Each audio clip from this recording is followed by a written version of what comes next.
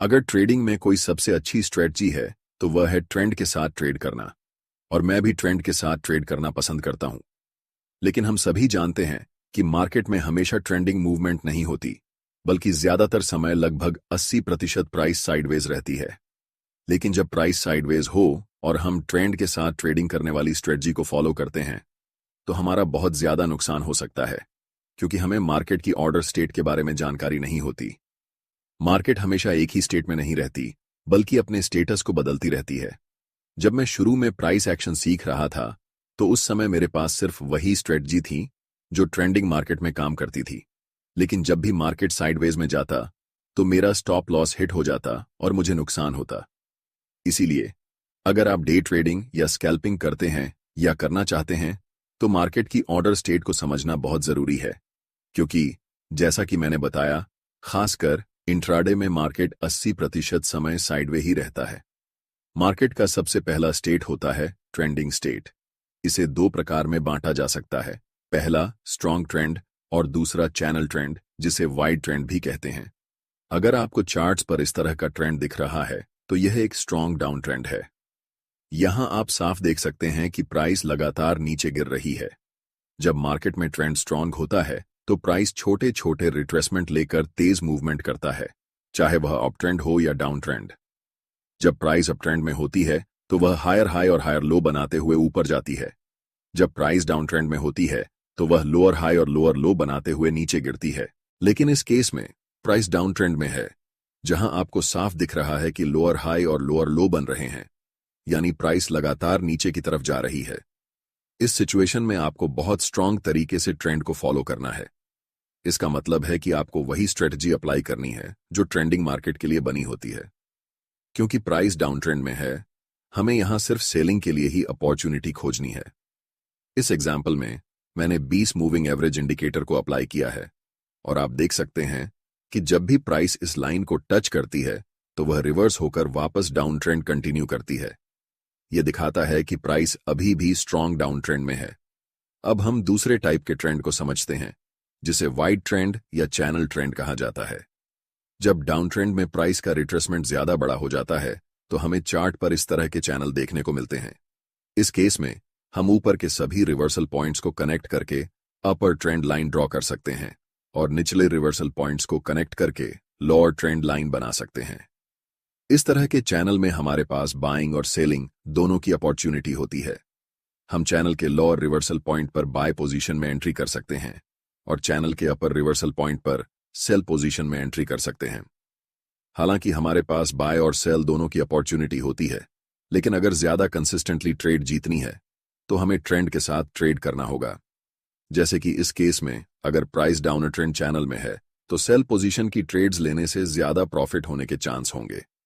हम यहां पर एक बाय पोजीशन ले सकते थे, फिर जब अपर ट्रेंड लाइन पर प्राइस हिट होती तो हमें एक बेयरिश कैंडल देखने को मिलती। ये इन्वर्टेड हैमर कैंडल थी, जिसे हम पिन बार कैंडल भी कहते हैं।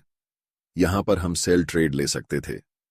इसके बाद जब प्राइस लोअर ट्रेंड लाइन पर आई तो हमें एक बुलिश इंगुल्फिंग कैंडल देखने को मिली, जहां से हम बाय पोजीशन ले सकते थे। फिर जब प्राइस दोबारा अपर ट्रेंड लाइन पर हिट हुई तो हमें एक बेयर इंगुल्फिंग कैंडल दिखी, जहां से हम सेल पोजीशन ले सकते थे। मार्केट की दूसरी स्टेज होती है रिवर्सल स्टेट। इस स्टेट में ट्रेड करना सबसे ज्यादा मुश्किल होता है, इसलिए इसे समझने के लिए वीडियो को बहुत ध्यान से देखना।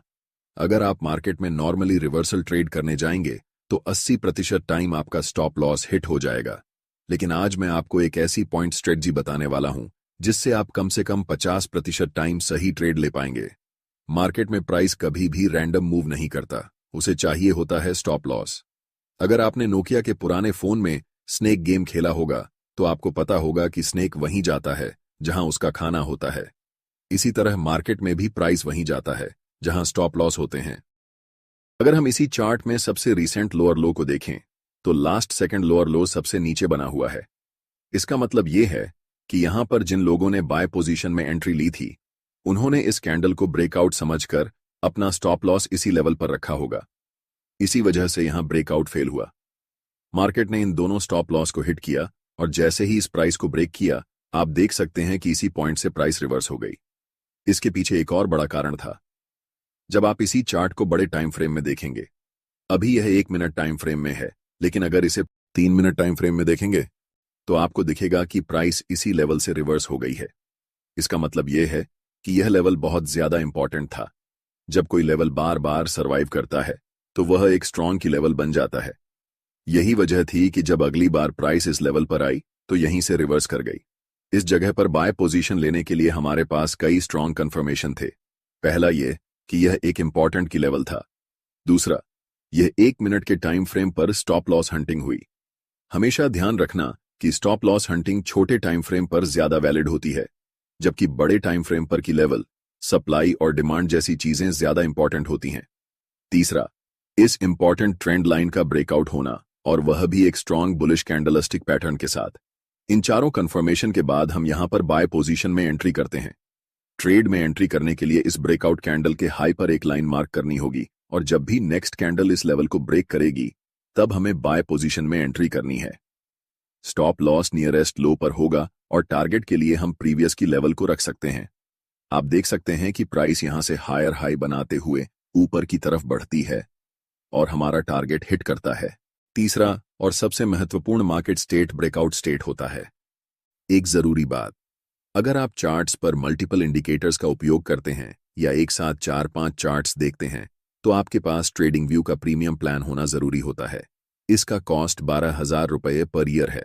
अगर आप ट्रेडिंग व्यू का सब्सक्रिप्शन फ्री में चाहते हैं तो आप अपना डिमैट अकाउंट शाम को ट्रेडिंग ऐप में खोल सकते हैं। अपने ट्रेडिंग को इंप्रूव करने के लिए सैमको में स्विच करें। सैमको आपकी ट्रेडिंग हिस्ट्री का एनालिसिस करके आपको आपकी गलतियों के बारे में बताता है, जिन्हें जानकर आप अपनी ट्रेडिंग को और बेहतर बना सकते हैं। एक ही प्लेटफॉर्म पर सभी एसेट क्लास में ट्रेड कर सकते हैं, जिसमें कमोडिटी डेरिवेटिव्स और करेंसी डेरिवेटिव्स भी शामिल हैं। यहाँ अकाउंट ओपनिंग फ्री है और पहले साल के लिए अकाउंट मेंटेनेंस भी फ्री है। म्यूचुअल फंड और आईपीओ में कोई कमीशन नहीं है। बाकी सभी एसेट क्लास में ट्रेड करने पर केवल 20 रुपए पर ऑर्डर ब्रोकरेज लिया जाता है और यहाँ कोई भी हिडन चार्ज नहीं है। 1000 से ज्यादा स्टॉक्स पर 4 गुना लेवरेज मिलता है, जिसे आप लाइफ टाइम तक होल्ड कर सकते हैं। यहाँ पर आपको ट्रेडिंग व्यू का प्रीमियम वर्जन मिलता है, जहां आप मल्टी चार्ट लेआउट और 50 से भी ज्यादा इंडिकेटर्स का इस्तेमाल कर सकते हैं और चार्ट्स पर ही बाइंग और सेलिंग के ऑर्डर प्लेस कर सकते हैं। साथ साथ अपने स्टॉप लॉस और टारगेट को भी मैनेज कर सकते हैं। अगर आप डिस्क्रिप्शन में दिए गए लिंक से सैमको ब्रोकर ज्वाइन करते हैं तो आपको सीबी से रजिस्टर्ड एडवाइजर द्वारा दी गई रियल टाइम ट्रेडिंग एडवाइस बिल्कुल फ्री मिलेगी।